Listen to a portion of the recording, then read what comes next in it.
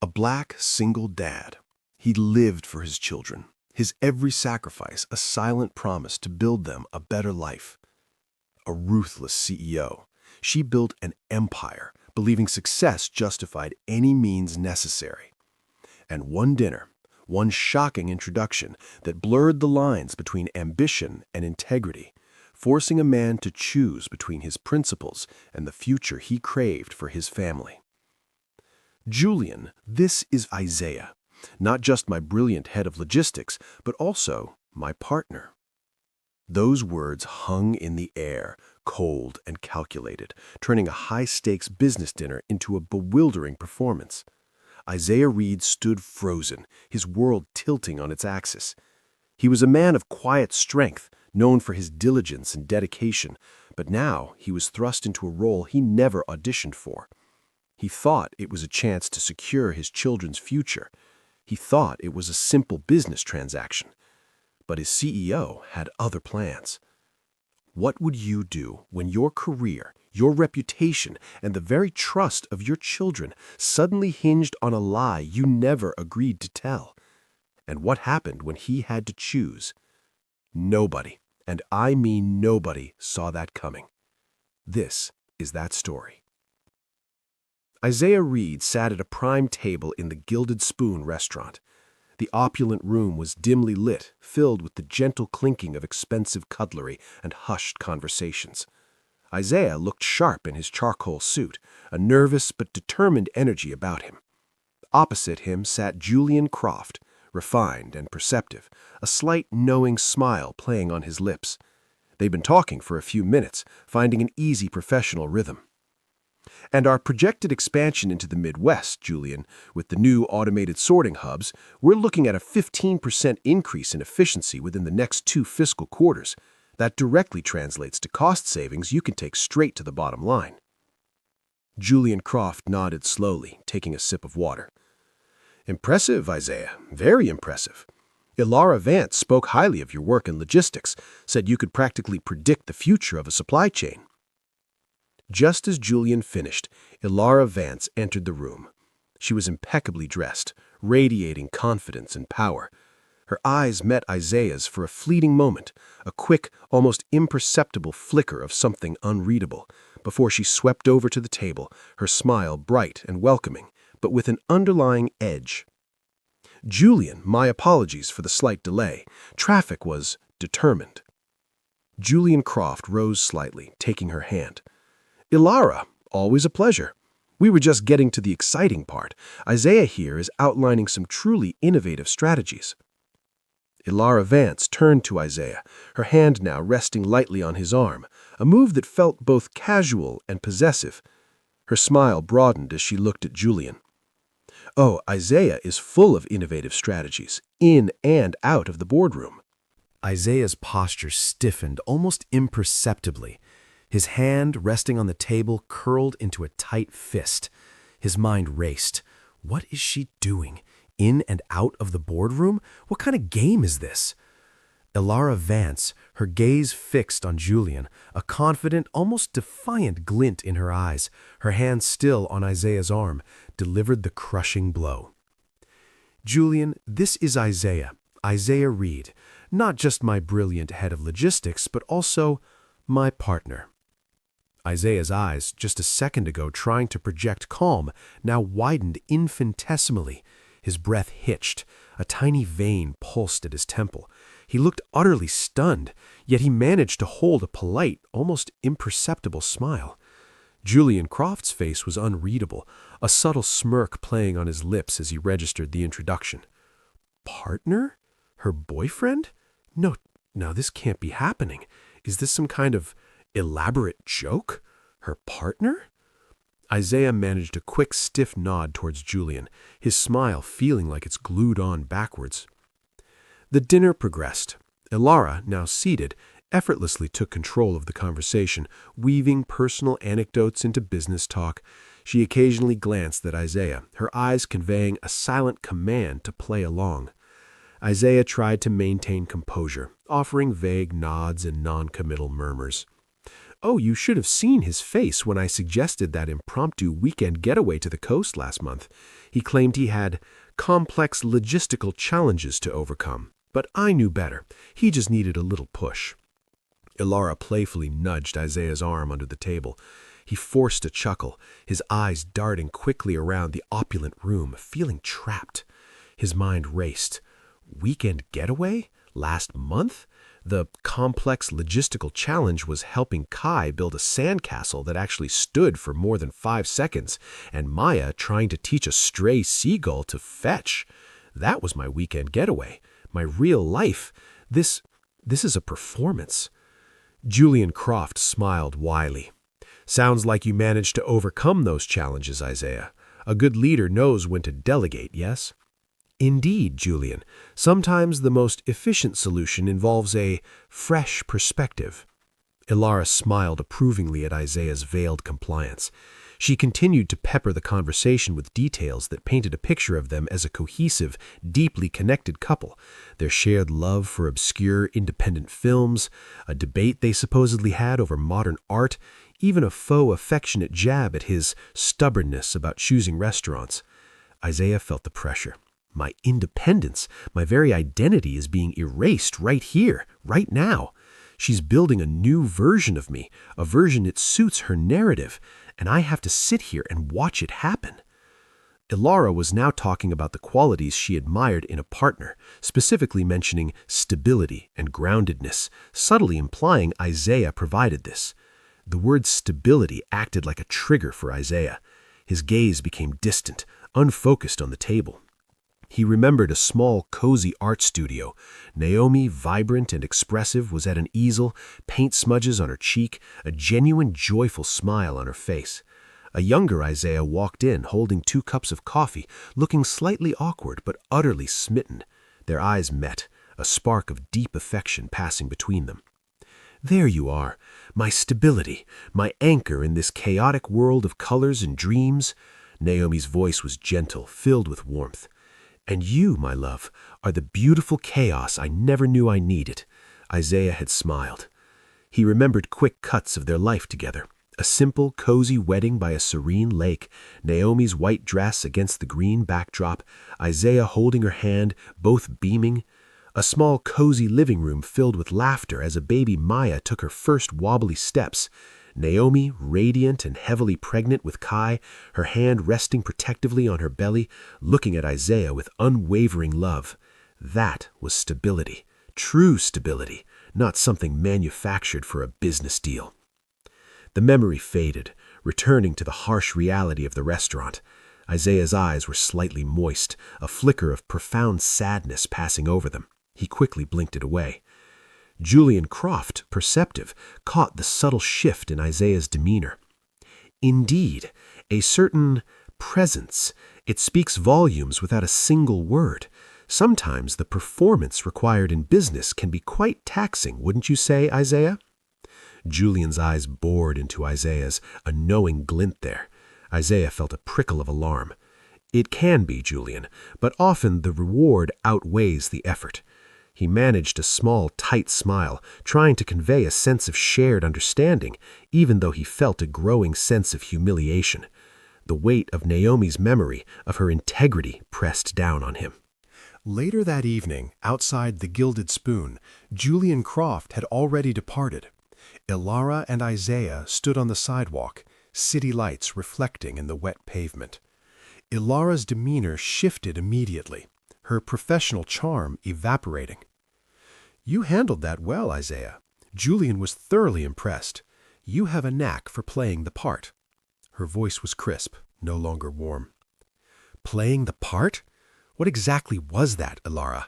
And why did you introduce me as your partner? Isaiah's voice was tight, controlled, as he turned to face her fully. A strategic maneuver, Isaiah. Nothing more. Julian Croft is old school. He values stability, commitment. He prefers to invest in companies led by people with settled lives. And frankly, my personal life has been a little scrutinized lately. A convenient, credible partner projects an image of strength and reliability. Ilara made a dismissive wave of her hand. A convenient partner? You mean a convenient lie. Ilara stepped closer, her voice dropping, becoming more persuasive. Think of it as a temporary rebranding. It's for the greater good of Vance Innovations, and for you, Isaiah. This deal with Croft Global, it's monumental. It secures our position for the next decade, and for your part in securing it, by simply playing along, there's a substantial reward. Ilara pulled out a sleek tablet, showing him a digital document. It detailed a promotion package, head of global logistics, a 40% salary bump, performance bonuses, stock options. It's yours, Isaiah. All you have to do is continue our relationship for a few more months, just until the ink is dry on the Croft deal and the public perception solidifies. Isaiah stared at the numbers on the tablet, his mind reeling. He saw a different life for his children, a spacious home, better schools, financial security he could only dream of. The images of Maya and Kai flashed through his mind. Kai's boundless energy, Maya's quiet intelligence. He saw their future, bright and secure, almost within reach. This could change everything. A bigger apartment, no more scrimping, less worry. A real future for them. But at what cost? My integrity? My dignity? Ilara watched his face, sensing his internal battle. It's a small ask for a life-changing opportunity, Isaiah. Don't be foolish. This is the chance you've been working for. Isaiah's jaw tightened. He closed his eyes for a brief moment, the image of his children's faces clear in his mind. The weight of his responsibility, the desperate need to provide for them, felt crushing. Later that night, Isaiah's modest apartment. The living room was tidy but lived in, toys neatly put away, Maya's art supplies stacked. Mrs. Albright, a kind-faced neighbor, was putting on her coat, smiling gently. They were angels, Isaiah. Maya helped Kai with his bedtime story. The little one even drew you a picture, said it was for when you came home from your important dinner. Thank you, Mrs. Albright. You're a lifesaver. Isaiah forced a tired smile, handing her some money. After Mrs. Albright left, Isaiah walked into the children's shared bedroom. A dim nightlight cast soft shadows. Maya, 7, was curled under her blanket, a book resting on her chest. Kai, 4, was tangled in his sheets, a small superhero figure clutched in his hand. Their faces were peaceful, innocent. My entire world, everything I do, every sacrifice, every decision, is for them. He sat on the edge of Maya's bed, gently stroking her hair. His eyes fell upon a crayon drawing taped to the wall beside her bed.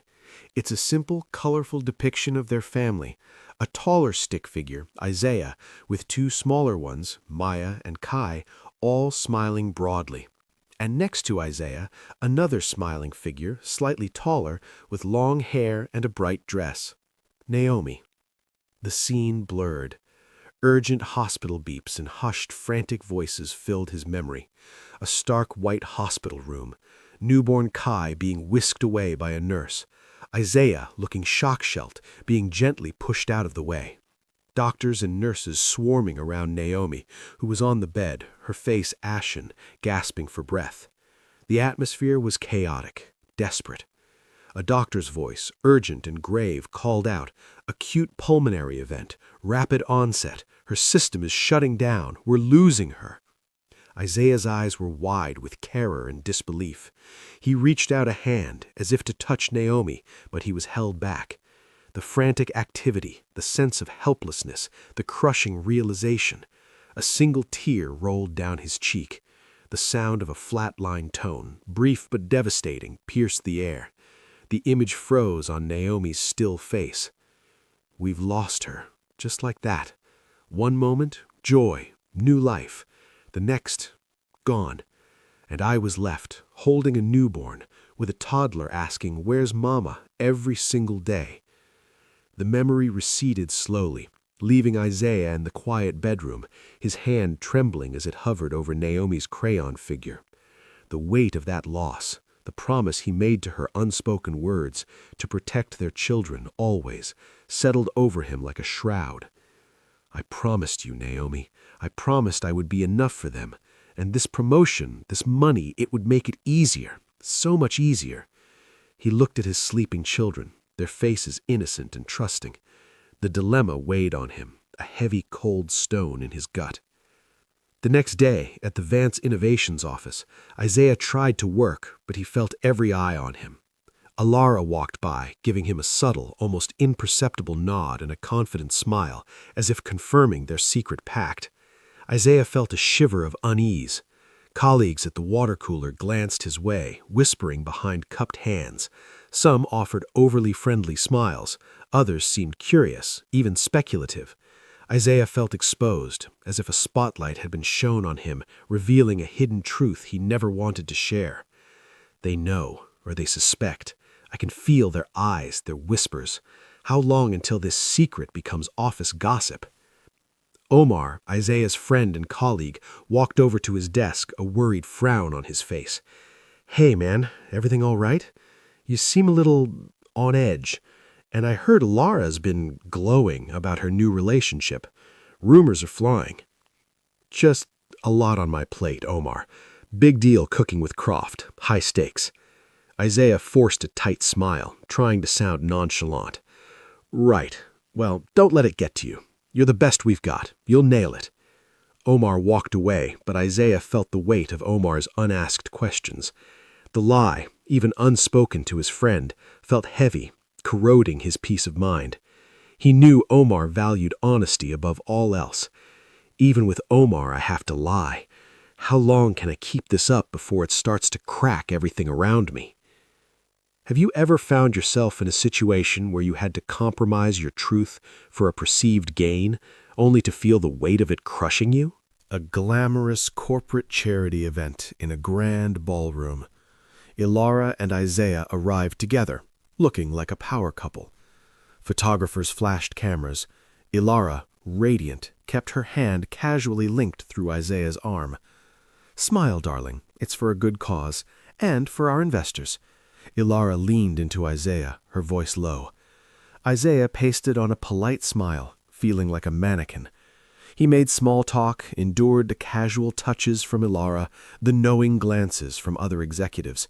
He felt like a fraud, a prop in an elaborate play. A kind-faced older woman, Lena, approached them, her eyes lighting up as she saw Isaiah. "Isaiah, my goodness, I haven't seen you since Naomi's memorial. You've grown so much. And the children, how are they? I remember Maya, such a sweet thing, and little Kai. I remember his proud father." Isaiah's smile faltered, replaced with genuine warmth as he saw Lena. He was grateful for her sincerity, but also painfully aware of Ilara beside him. "Lena, it's good to see you. They're wonderful, growing fast. Maya's a budding artist, just like—" He trailed off, glancing at Ilara. Lena's eyes, full of genuine warmth, then drifted to Ilara, lingering for a moment. A subtle flicker of surprise, confusion, perhaps even disapproval crossed her face. She didn't say anything, just a knowing glance between Isaiah and Ilara before she offered a polite, strained smile. "Well, it seems you're doing very well for yourself, Isaiah. That's good." She excused herself politely, leaving Isaiah feeling a cold dread. He knew what that look meant. His past, his truth, was colliding with this manufactured reality. Naomi, what would she think? She valued honesty above all else. Is this what I've become? A charlatan, trading my truth for a paycheck? The next morning, Isaiah was in Ilara's spacious minimalist office. She sat at her large desk, a powerful figure. On Isaiah's screen, a gorgeous modern apartment listing was open. He had been looking at it, dreaming, just before she called him in. "Julian Croft is almost ready to sign. He's impressed. He mentioned your presence and integrity. Seems our little charade worked better than expected." Ilara's voice was straightforward. Isaiah's face was carefully blank. He felt a surge of bitterness at the irony. Which brings me to the next step, a corporate retreat this weekend, an intimate gathering with Croft and a few key players. It's crucial for us to maintain appearances, strengthen the personal connection before the final agreement. Think of it as the closing act. She pushed a printed document across the desk. It was the promotion offer, beautifully laid out, the numbers even more impressive than before. He stared at it, the financial security it represented screaming at him. This is it. This is the moment. The key to giving my kids everything they deserve. A life without struggle, without compromise. Ilara's voice softened slightly, a rare moment of vulnerability. Isaiah, this deal, it means everything to me. I've built this company from nothing. I've fought for every inch of my success. Sometimes you have to do what it takes, make the difficult choices, compromise on the small truths for the bigger picture. She looked at him, her eyes holding a flicker of her own immense pressure, her own sacrifices. This brief glimpse into her own burden made Isaiah's choice even more complex. She's asking me to sacrifice my truth for her ambition, wrapped up in the promise of security for my children. How do I say no to that? How do I say yes? I pictured Kai having his own room, a bright, cheerful space filled with his rockets. Maya with a dedicated studio where she can paint without interruption. The weight of his children's future pressing down on him, almost physically, pushing him toward the easier, though morally fraught path.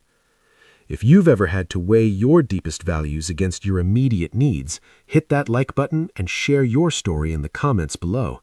What did you choose? That evening, Isaiah was at home with Maya and Kai.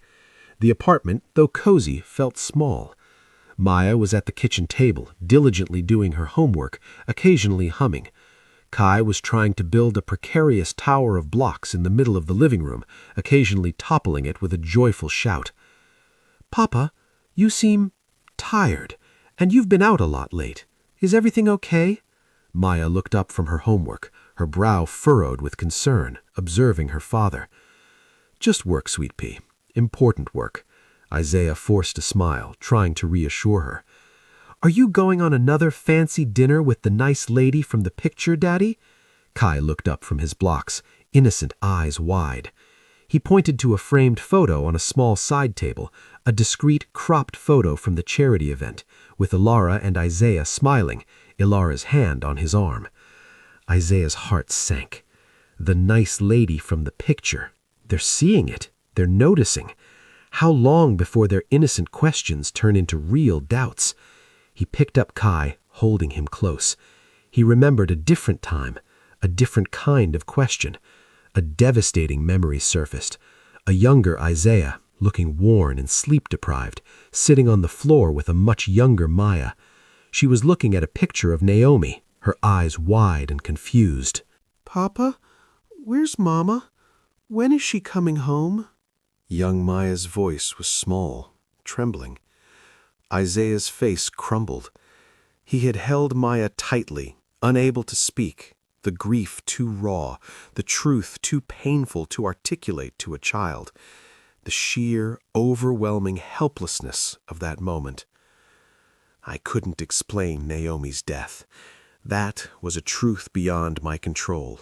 But this lie I'm living now, this is a choice that dishonors everything Naomi stood for, a choice that teaches my children that appearance is more important than truth. He looked at Maya and Kai, their trust in him absolute. He realized that a bigger house, more money means nothing if he sacrifices his own integrity, and in doing so betrays the very values he tries to instill in them. The lie felt unbearable, suffocating. No, not like this. Not for them. I won't buy their future with a lie. Early morning, Ilara Vance's office. Isaiah stood before her desk, his posture straight, his gaze steady and unwavering. He looked tired, but there was a new, quiet strength in his eyes. "Ilara, I can't continue this. I won't go to the retreat." Ilara looked up from her tablet, a flicker of irritation, then surprise crossing her face. Don't be dramatic, Isaiah. This isn't the time for moral posturing. Julian Croft is about to make us all very rich. Her voice was cool, dismissive. It's not about posturing. It's about what I can live with, what I can teach my children. My daughter saw that photo, Ilara. My son asked about the nice lady.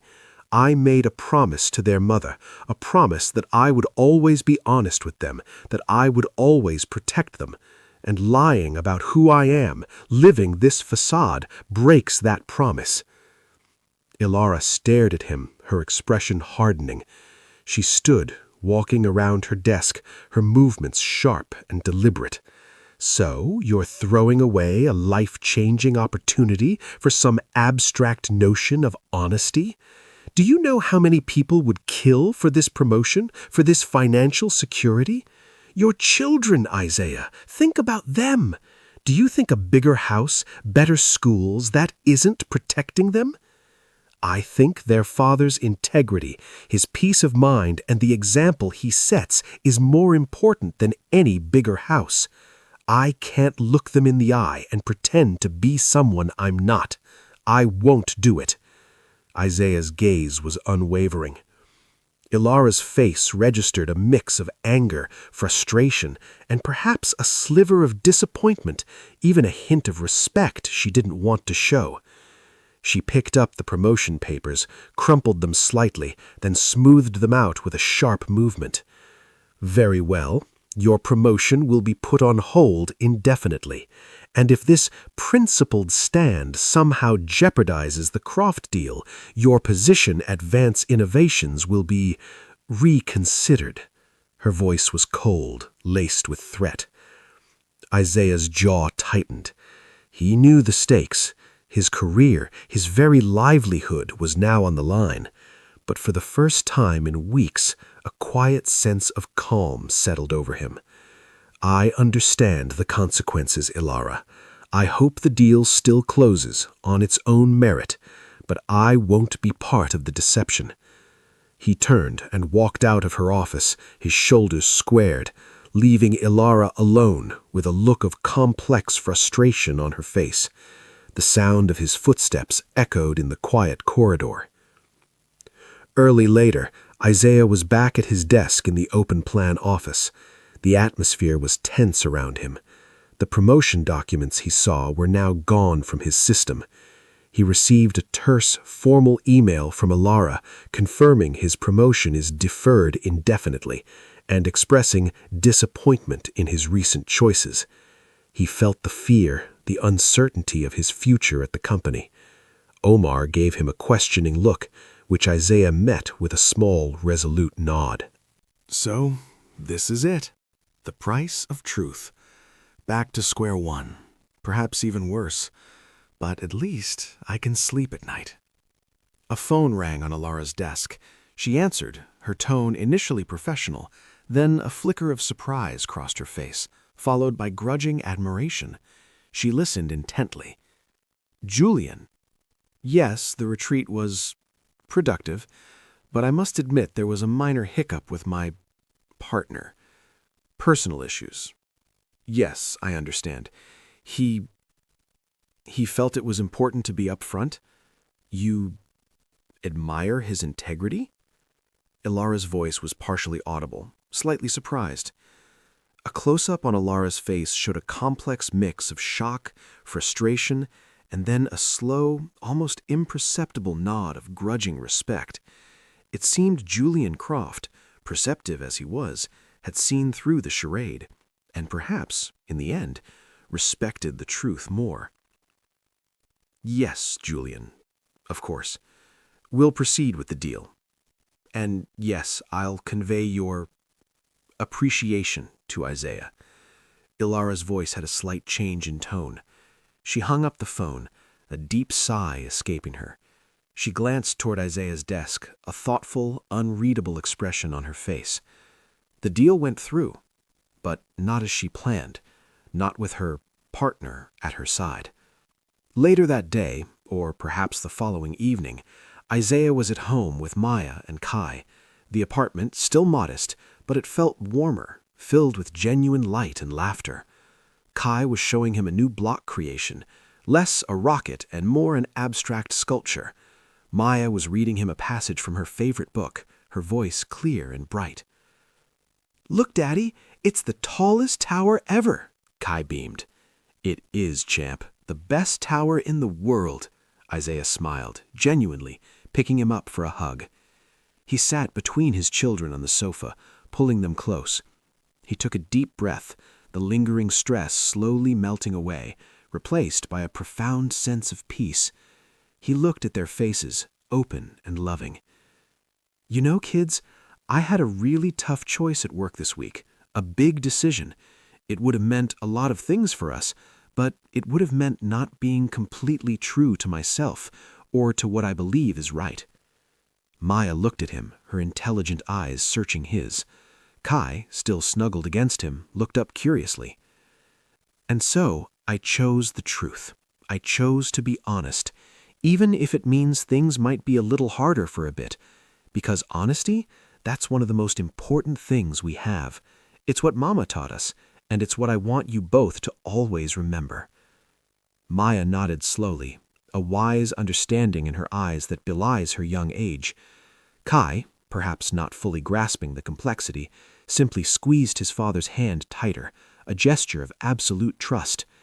Isaiah felt an overwhelming sense of love and gratitude. This is my wealth. Their trust, their love, their unwavering belief in me.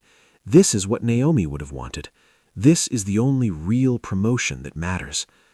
He embraced both children, a wide, genuine smile finally gracing his face. The burdens of the world still exist, but he felt lighter, freer. He's chosen integrity, and in doing so, found a deeper connection with his true purpose. If Isaiah's journey resonated with you, remember to subscribe to True Black Tales for more stories of resilience, family, and the power of truth. And leave a comment. What defines true wealth in your life?